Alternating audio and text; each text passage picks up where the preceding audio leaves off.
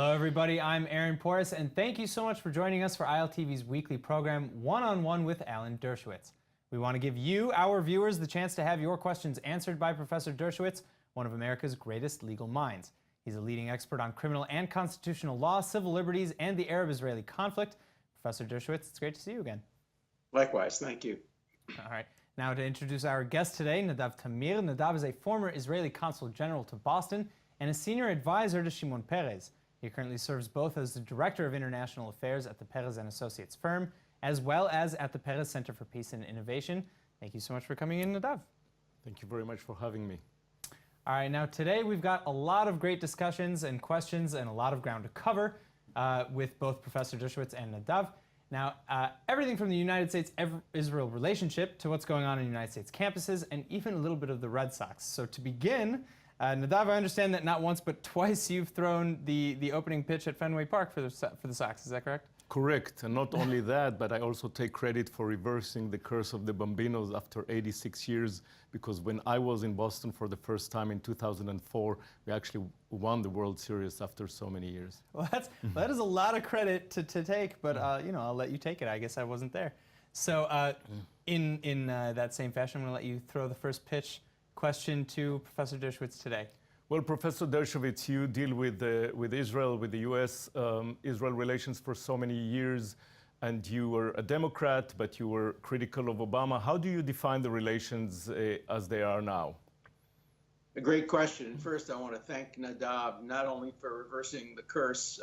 I'm a big Red Sox fan, and I was at all the Red Sox games, and the 3 times they've won the World Series recently, and also in the locker room when they won the World Series at home several years ago. And I also threw out the first pitch for my 70th birthday, and I actually threw a strike. So I was very, very pleased, and so was my family. You were a great consul general in Boston, and you really helped dealing with many of the problems, particularly on campuses involving strident anti-Israel rhetoric. Look, the relationship between Israel and the United States is strong because it's based on mutual benefit, mutual advantage. It's not a one-way relationship. It's not a charity relationship. It's a partnership relationship. Israel provides the United States with incredible intelligence information, incredibly important strategic and military procedures and information and tactics. It has helped develop Iron Dome, which not only helps Israel, but I'm sure will be useful in South Korea and other parts of the world as well. So it's a real partnership. The Israeli military and the American military are probably as close as any militaries in the world today. Israeli intelligence, American intelligence are extremely close. But of course, the relationship varies with the particular incumbent president. I supported Hillary Clinton for president because I believed that she understood the relationship between Israel and the United States and would strengthen it. I had also supported President Obama, but I was very disappointed with his second term, particularly with the Iran deal, with not vetoing the Security Council resolution that was one-sidedly condemnatory of Israel, and the tone that he set. I'm very encouraged by the people who are in charge of the peace process now, Jason Greenblatt, who I've spoken to, and others on his team. I think they understand the issue. I think they are very much in favor of trying to narrow gaps and bring about a potential resolution. I think they're also realistic. They know that it won't happen overnight. I think they also realize that the major obstacle is not the settlements that can be resolved and solved by land exchanges and by realism about what's on the ground, that the real problem is the unwillingness of the Palestinian leadership and the Palestinian street to recognize Israel as the legitimate nation state of the Jewish people, because that entails ending the conflict, ending the claim of a right of return, and giving Israel the kind of security it needs, and making sure that the West Bank doesn't turn into the Gaza Strip. So I'm cautiously optimistic. The relationship is very strong. Most importantly, the American people support Israel. Now for the bad news. The bad news is that the younger a person is, and the more to the left they are, the less likely they are to support Israel. So support for Israel on college campuses has gone down dramatically over the last few years. That is a result of the increasing influence of the hard left on college campuses, the successful efforts by some on the hard left to censor Israeli speakers. The mayor of Jerusalem was prevented from speaking. Other speakers were prevented from speaking. I've been twice prevented from completing my remarks, though I come from Brooklyn, so I just outshouted my opponents, those who try to stop me from speaking. But there is a trend on university campuses, and since the universities are home to our future leaders, I worry about this trend for the future. So right now, the relationship is very strong, but in the future, I worry it could weaken as today's college generation becomes tomorrow's presidents, editors of the New York Times, Congress people, and other leaders of America. Professor Dershowitz, I'd like to ask a follow-up question to that end, because you're talking about the tone on campuses with hardline, progressive left organizations. And recently we heard about Antifa, actually 150,000 signatures coming against Antifa, wanting the United States government to qualify them as a terrorist organization. Where do you stand on that? Oh, I don't think Antifa qualifies as a terrorist organization. I think it is a radical, hard-right organization which has its history in communism, anarchism, socialism, anti-Americanism. I think it's a very dangerous organization, but I have not seen evidence that would qualify it as a terrorist organization. They too should have the right to express their free speech, even though I often disagree with it. I think one of the problems is that Antifa has gotten a lot of praise recently and has become glorified because it stood up against the fascists in Charlottesville. And I don't think we should be praising Antifa.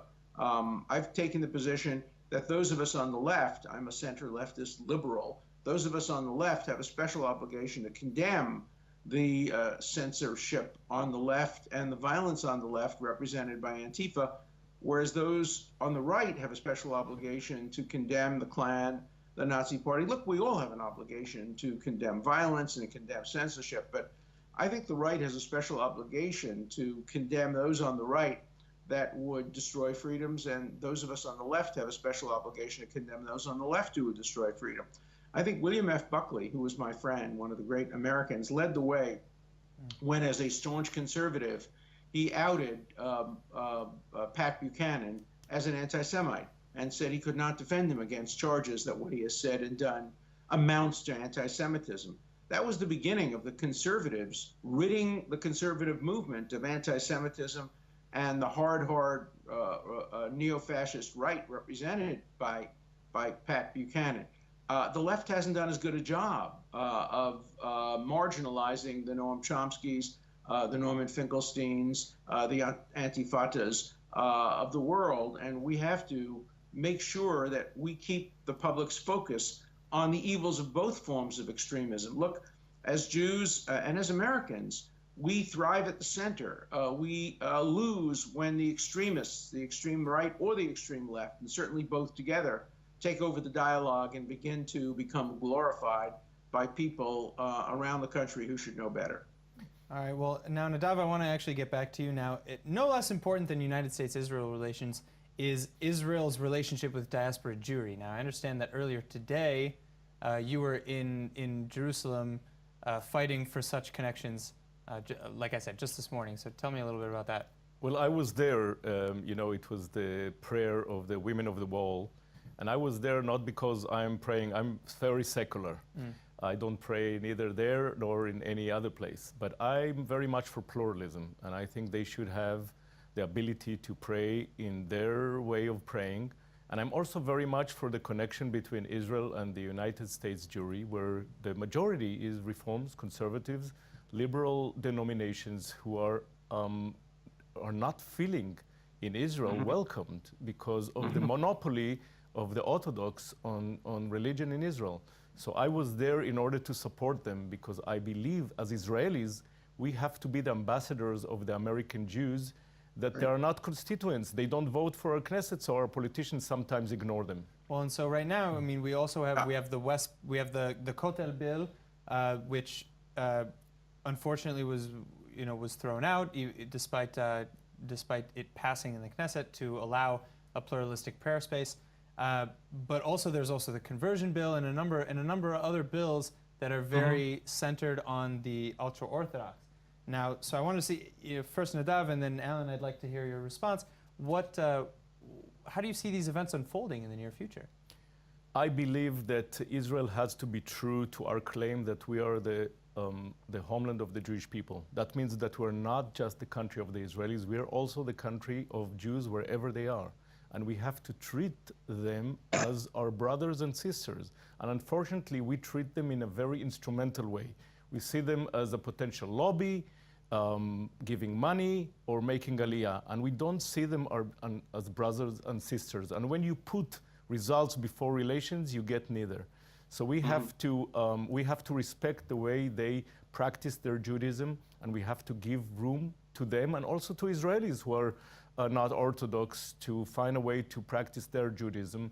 And pluralism was always part of Judaism, and somehow some people in Israel forgot that. And Professor Dershowitz, how do you respond?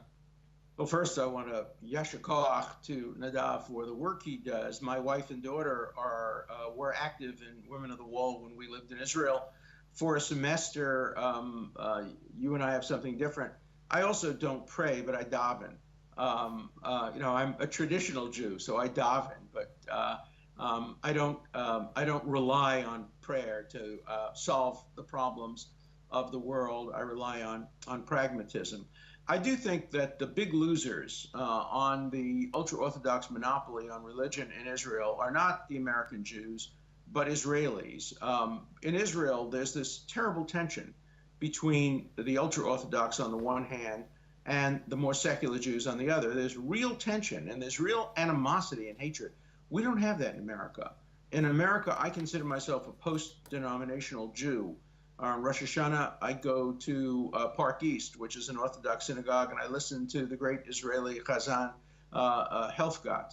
On some of the other Jewish holidays, I go to Central Synagogue, where my wife likes to go because she grew up Reform and conservative. Many of my friends are secular, many of my friends are Orthodox, some are ultra-Orthodox. We all get along, and the reason is because the state doesn't interfere. The government of the United States doesn't put its thumb on the scale, favoring one group over the other, whereas the government of Israel not only puts its thumb, it puts its elbow, its foot, and its rear end on the scale, favoring only one group. As I've said over and over again, the only religious group that's discriminated against in Israel are not Christians, not Muslims, but non-Orthodox Jews, and they are the subject of real discrimination, and that creates unnecessary tensions among Jews, all of whom love Israel, all of whom love Judaism, but they love it in different ways. The state should get out of the business of religion. And here I blame the great David Ben-Gurion, who made his deal early on to turn over family matters and religious matters to a small clique, which he thought would remain small, but which has grown tremendously, not only in size and influence, and now, of course, it even influences Israeli national security matters with coalition governance and the need to bring the ultra-Orthodox into coalitions to form a government. So I think Israel has a very, very serious problem about the merger of church, state, mosque, and synagogue. And here's one area where I think it can learn from America. The separation of religion and state is good for religion. When Roger Williams developed the concept of the high wall of separation, he did it to protect the garden from the wilderness. The garden was the church, the wilderness was the secular society. And I think we've seen that in Israel. When the state gets involved deeply in religion, it has money, and money causes corruption, and corruption causes crime, and it causes tremendous problems between elements of Israeli society. So I would hope that we would see the Supreme Court of Israel begin to build a higher wall of separation. It would be very, very good for religion in Israel, and it would be very, very good for all Israelis. And it would have the side effect of also being good in terms of creating better relations between the conservative and reform communities in the United States and the Israeli religious establishment. So Nadav, continue your important work. I'll continue my work in the same area, and I hope we can bring Shalom Bayit. We can bring together the various elements within the Jewish communities in the United States and in Israel, and let everybody practice whatever level of religion or non-religion they seek to. It's simply none of the state's business. All right, so unfortunately we've only got a little bit left in the show, but the academic year in the United States is just about to begin, and Nadav, you were the Consul General to New England in Boston for one of the most prestigious centers of higher learning in America. What do you have to say about the rise in anti-Semitic and anti-Israel sentiments on U.S. campuses? What do you have to say about that? First of all, I think that the way to promote Israel on campuses and in public opinion in general is to take the initiative and not to let the spoilers, whether it's the BDS or others, to define our agenda. And I think sometimes we let them do that. We react to them. We make them much bigger than they are.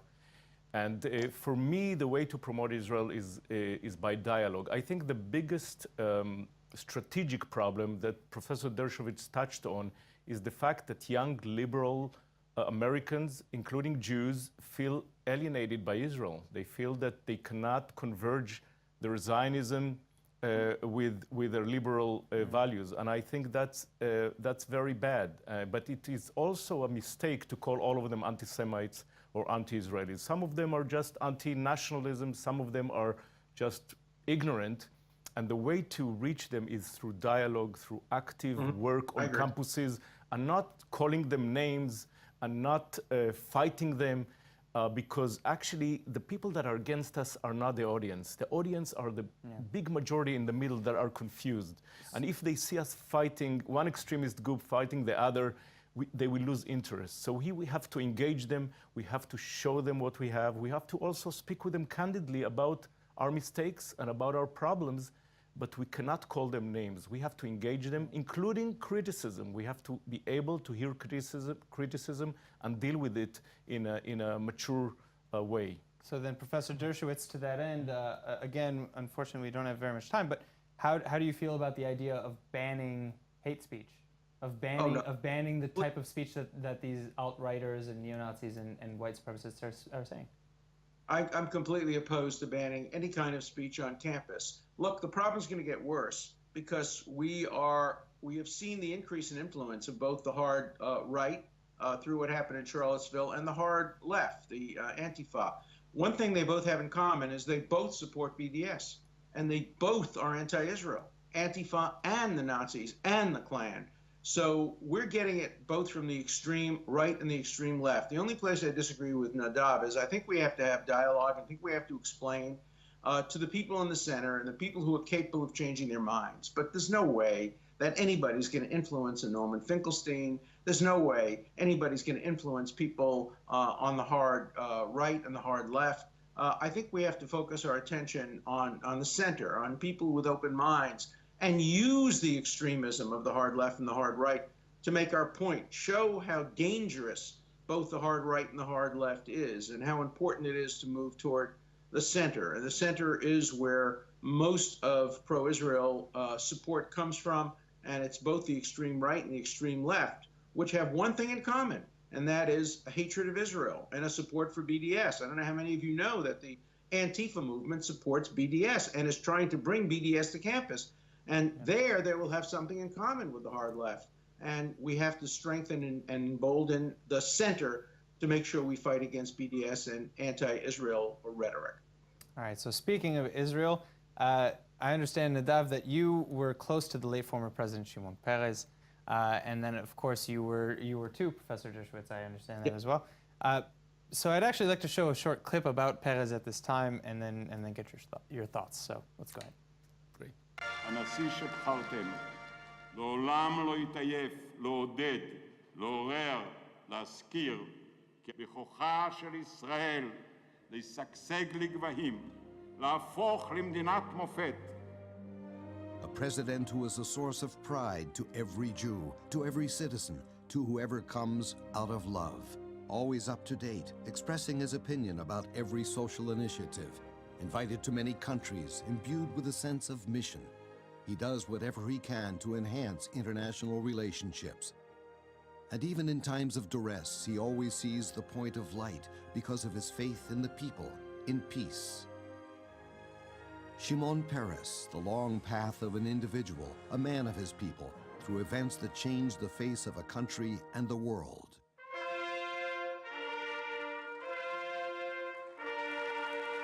My greatest hope is that the dawn will rise when every man and woman will wake up and be able to say, I am free to be free. Amen. Shimon Peres, 90 years old. Leave the future to me, I have time. His heart still beats with those special words his grandfather Tzvi whispered to him back then at the railroad station. My grandson, always remain a Jew. עושה שלום במרומיו, הוא יעשה שלום עלינו ועל כל ישראל, ואמרו אמן.